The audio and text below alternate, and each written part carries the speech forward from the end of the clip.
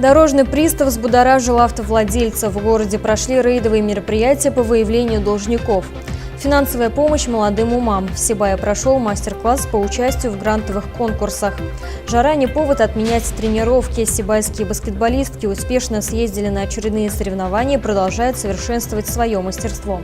Теперь об этом и другом более подробно в эфире выпуск новостей. В студии Наиля Ахмедшина. Здравствуйте.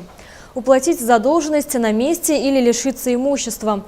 С утра в городе проводился рейд по выявлению должников с помощью аппаратно-программного комплекса «Дорожный пристав». Подобные мероприятия в республике проводятся еженедельно, в каждом же районе или городе пару раз в год. Специально для этих целей приезжают специалисты из Уфы. Насколько плодотворным оказался рейд, расскажет Лиана Кириллова.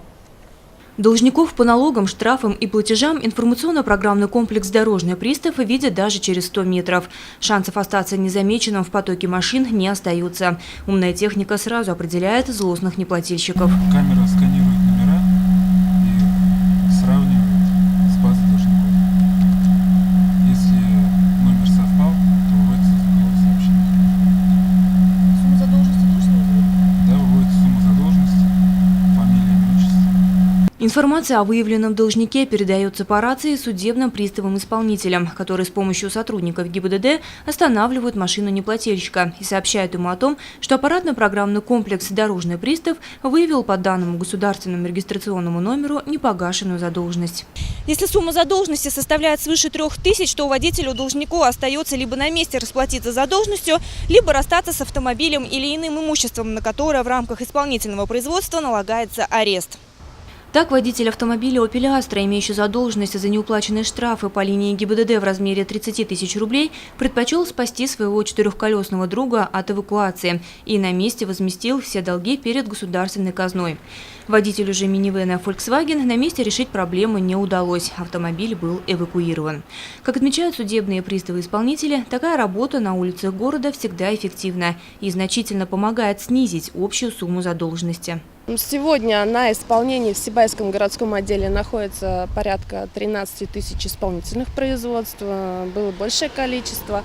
За последние эти полгода, начиная с января, была взыскана огромная сумма задолженности, то есть были закончено порядка 12 тысяч исполнительных производств, что является хорошим показателем. Наибольшее количество должников составляют должники, которые имеют задолженность по административным штрафам. Также наибольшее количество – это кредитные платежи. Остальные части составляют алименты и другие незначительное количество задолженностей. Отметим, что задолженность у автовладельцев оказалась разная. Это неоплаченные налоги, штрафы, алименты. Сумма долгов тоже разнится – от 40 тысяч рублей до 800 тысяч.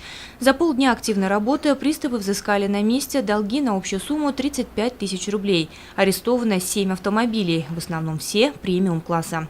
Ну а дорожный пристав вместе со специалистами уже отправился взыскивать долги с наших соседей из Баймака.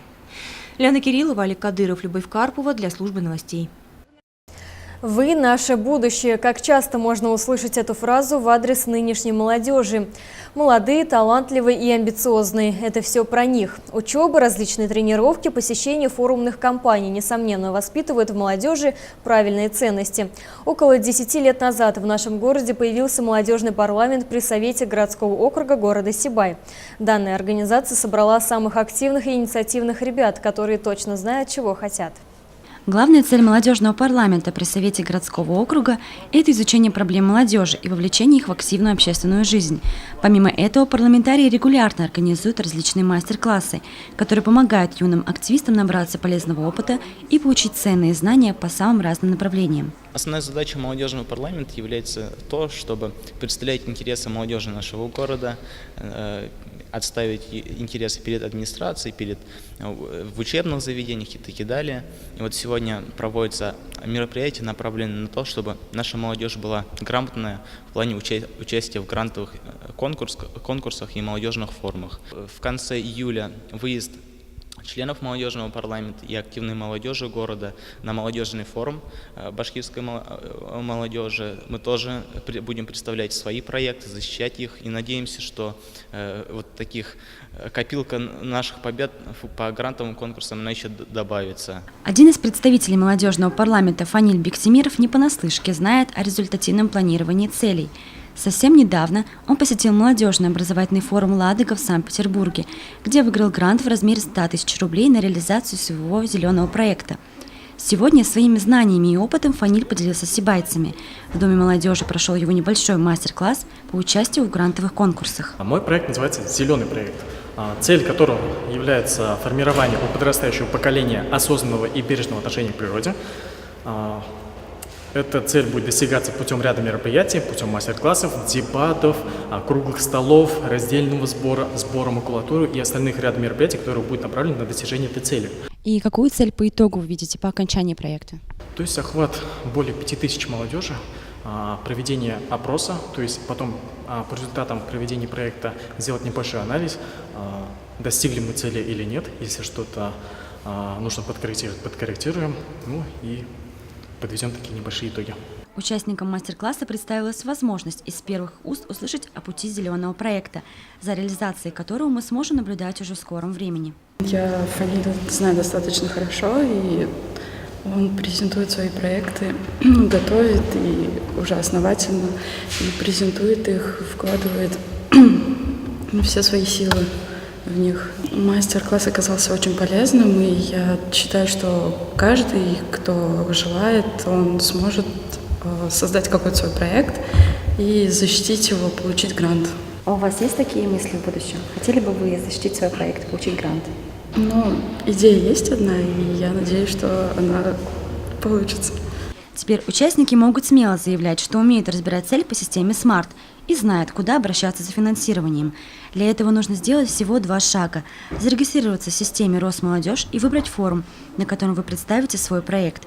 Кто знает, может, на следующем мастер-классе делиться опытом будете именно вы. Оксана Старовойтова, Алик Кадыров, Любовь Карпова, телекомпания СТВ. В коридорах среднеспециальных и высших учебных заведений начали появляться вчерашние школьники. Выпускники же 9 классов стоят перед выбором – остаться в школе или поступить в учреждение профессионального образования. В этом случае Сибайский колледж строительства и сервиса является удачным вариантом как для выпускников 11 класса, так и для тех, кто получил аттестат об окончании 9 класса. Сибайский колледж строительства и сервиса – учебное заведение с более чем полувековой историей, которое популярно не только в городе, но и за его пределами. Именно здесь можно освоить широкий спектр востребованных нынче рабочих профессий. Это привлекает в колледж абитуриентов и из других районов и даже областей. Форму обучения можно выбрать очную и заочную. Сроки освоения нового направления зависят от специальности и составляют от 10 месяцев до 3 лет 10 месяцев. На базе 9 класса такие профессии, рабочие профессии, традиционные – это мастер общестроительных работ, это каменщик-монтажник, включает квалификации каменщик-монтажник, мастер отделочных строительных работ, это штукатуры-маляры, мастер столярно-плотничных и паркетных работ, автомеханик, электрик, электромонтер по ремонту и обслуживанию электрооборудования, сварщики ручной и частично механизированной сварки. И на базе 11 класса для уже взрослых ребят предлагаем очень хорошие профессии. Это мастер жилищно-коммунального хозяйства, который включает в себя слесаря-сантехника, электрика и сварщика. Далее автомеханика, который включает в себя квалификации слесарь по ремонту автомобилей, оператор автозаправочных станций и водитель автомобиля категории «Б», а также пекарь. Особой популярностью среди абитуриентов пользуются такие специальности, как технология продукции общественного питания, автомеханика, гостиничный сервис, изготовитель художественных изделий из ткани с художественной росписью. Кстати, студенты последней специальности уже показали свое творчество не только в городе, но и за его пределами. Девочки учатся изготавливать изделия из тканей с росписью художественной, но они у нас осваивают не только техники росписи по ткани, но и другие художественные техники на уроках композиции, на практике. И участвуют активно в различных конкурсах, как городских, республиканских, какие-то конкурсы мы организовываем сами. В этом году перечень профессий, который предлагает Сибайский колледж строительства и сервиса, пополнился еще одной специальностью. Это конструирование, моделирование и технология швейных изделий. До сих пор эту специальность только у нас готовили в Уфимском колледже технологии и дизайна. Теперь эта возможность появилась и у студентов Зауралья. Данная специальность предполагает, что будущие студенты будут создавать модели изделия от идей до промышленного, скажем так, запуска. Очень много интересных предметов в свете, скажем так, изменившихся новых технологий. Это конструирование в системе САПОР, моделирование, дизайн одежды. То есть много интересных таких вот современных, скажем так, предметов. И студенты получат очень хорошие навыки. В предстоящем учебном году ряды студентов Сибайского колледжа строительства и сервиса должны пополнить 325 человек. Приемная комиссия работает до 15 августа, а при наличии мест даже вплоть до 25 ноября.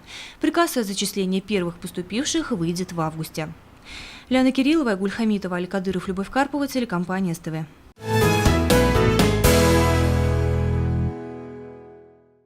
Со времен Древней Руси торговля играет важную роль в экономической и даже политической жизни страны. С развитием рыночных отношений профессия продавца стала одной из наиболее распространенных и востребованных. И если в средние века торговали в основном мужчины, то в настоящее время эта отрасль традиционно считается женской.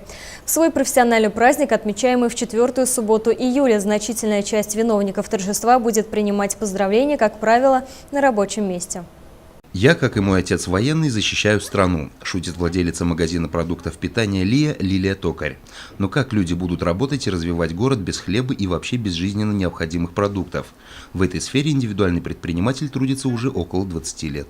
Торговлей я занялась в 1998 году. Я работала продавцом на открытом Зауралье. Потом с 2003 года я начала работать у другого хозяина тоже там. И когда он закрылся, он не оставил, все свои точки, как старшему продавцу. И так все и началось. А так я никогда не думала, что я буду заниматься торговлей. Просто мы приехали в Сибай. Так получилось, так мы приезжие. В декабре 2013 года мы построила свой магазин. Во многом мне помогают мои родственники, потому что без поддержки родственников тут никак. И у меня очень хороший коллектив, у меня вообще очень хорошие девочки. Благодаря им поддержка коллектива, родственников, это прямо у меня одна рука прямо хорошо лежит и вторая рука. Торговля продуктами питания – бизнес востребованный в любые времена. Для эффективного ведения предпринимательской деятельности в этой сфере не обойтись без соблюдения обязательных строгих санитарных правил. Также торговое предприятие должно соответствовать современным строительным стандартам, быть функциональным и удобным для потребителя. Магазин Лия сотрудничает как с местными производителями, так и с предприятиями соседних регионов. На прилавках торговой точки всегда можно встретить свежий хлеб, молочную продукцию марки «Первый вкус», широкий ассортимент мясной продукции общества «Башкирские колбасы», сладости от Ситна и огромное разнообразие десертов и другое. Еще одна особенность магазина – наличие диетического питания, пользующегося у населения большим спросом. Ну а самое немаловажное в торговле, считает Лилия Токарь, это любовь к своему делу и покупателям. Вы знаете, я просто сама по себе люблю человека, люблю детей. Из-за этого лишний раз поговорить о жизни или еще о чем-нибудь. Мы общаемся с народом. Я общаюсь с бабушками, общаюсь с детьми, через это. И они еще раз приходят, им нравится. Стараюсь, чтобы не было грубости, обмана. Продукты нужны всегда и всем, а если они свежие и качественные, то магазин быстро находит своих постоянных покупателей. Горожане оценили широкий выбор продукции, сравнительно низкие цены и, конечно же, качественное обслуживание. Ежедневно хожу в магазин в Лию, очень нравится ассортимент, все всегда свежее, приветливые продавцы, добродушные хозяева, лично знаю их. Самая сложная работа – та, которая связана с постоянным потоком людей. Ведь клиенты бывают разные. Но, несмотря ни на что, работники торговли всегда стараются быть вежливыми и доброжелательными, потому что знают, настроение покупателей зачастую зависит от качества их труда. Давид Фадеев, Айгуль Хамитова, Али Кадыров, Любовь Карпова, телекомпания СТВ. И к новостям спорта. На днях сибайские спортсменки приехали с ежегодного открытого баскетбольного фестиваля «Витязева-2017», который проходил в городе Анапа. На столь масштабных соревнованиях представительницам нашего города удалось завоевать второе место. Все подробности тернистого пути к победному пьедесталу в материале Евдокии Титаренко. Уметь попадать мячом в кольцо недостаточно, чтобы называться баскетболистом. Спортивные достижения в этом виде спорта возможны лишь благодаря постоянным тренировкам и сплоченной команде. Именно к этому ежедневно стремятся наши героини сегодняшнего сюжета. Один из самых жарких дней нынешнего лета пришелся именно на эту активную тренировку сибайских баскетболисток. Для достижения высоких результатов ни дождь, ни холод, ни жара не помеха для плотного графика спортивных занятий девушек. Несмотря на то, что команда совсем недавно вернулась на родину со Всероссийского фестиваля по баскетболу, они не расслабляются ни на секунду. Ведь, как признаются юные спортсменки и их тренеры, с каждой завоеванной наградой амбиции в плане достижения новых результатов лишь увеличиваются. 5 лет назад пришел молодой тренер, набрал девочек. Соответственно, в силу своей неопытности он обратился ко мне. Мы начали работать в паре и начали учить детей. Я, наверное, по своей старинке, так как у меня 27 лет стажа, работали с детьми, создавали команду. Но молодой тренер с молодыми мыслями, он со своими амбициями решил замахнуться на более высокий уровень и предложил мне попробовать первый раз на всероссийский турнир в городе Анапа. Было очень страшно. Для Сибая это как бы первый раз, но мы поехали. Как утверждает Наталья Ефимова, помехой сибайским спортсменам для завоевания неоспоримой победы и первых мест во многом становится менталитет небольшого городка. Когда борешься наравне с именитыми командами из мегаполисов, невольно начинаешь себя считать недостойным победы. Именно подобный психологический барьер мешал нашим спортсменам достигать больших вершин.